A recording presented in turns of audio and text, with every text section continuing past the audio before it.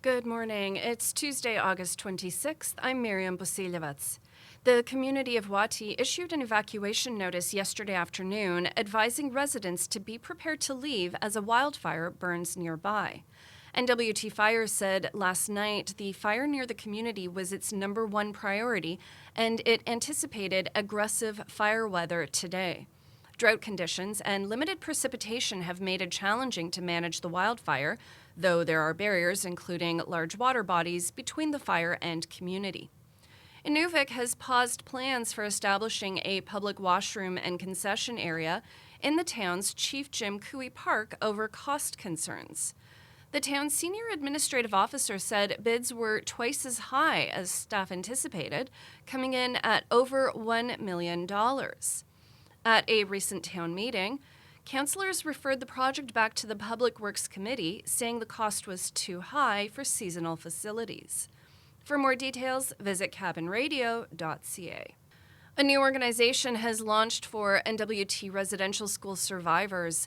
According to a press release, the project is named We Always Remember, Circle for Northern Residential School Survivors.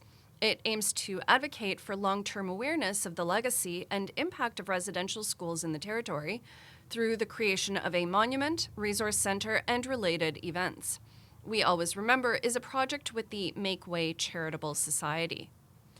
A construction center in Fort Good Hope is recruiting new employees for upcoming home building projects in the region.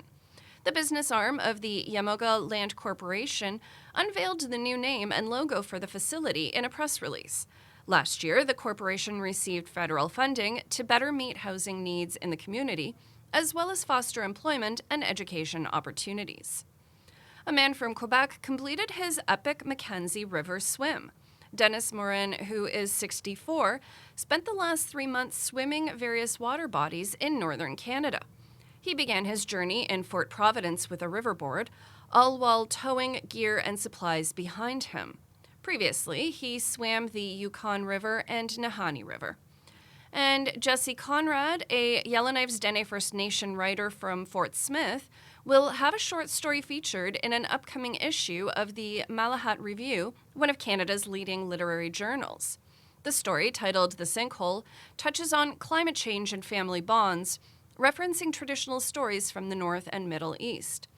Conrad advised other writers to talk to elders and knowledge keepers about the subjects they're interested in, as well as make use of local writing resources like Northern Quill Publishing. Your weather forecast for today: Yellowknife high of 23 and mainly sunny, Inuvik 21 and a mix of sun and cloud, Norman Wells 27 and mainly sunny, Hay River 23 and sunny, Fort Smith has a heat warning, high of 29 and mainly sunny, and Fort Simpson has an air quality warning due to smoke, as well as a heat warning, high of 30 and sunny.